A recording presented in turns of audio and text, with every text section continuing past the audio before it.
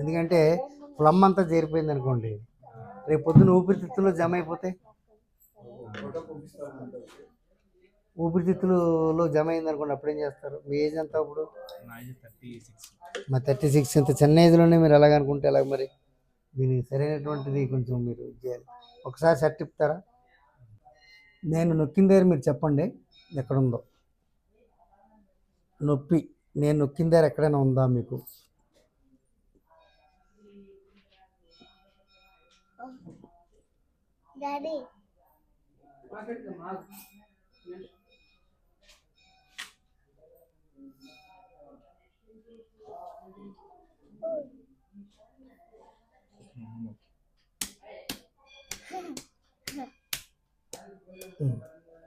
మీకు ఆకలి బాగానే వేస్తుందా? తిన్నది అరుగుద్దా? 3 మోషన్ పోతుందా?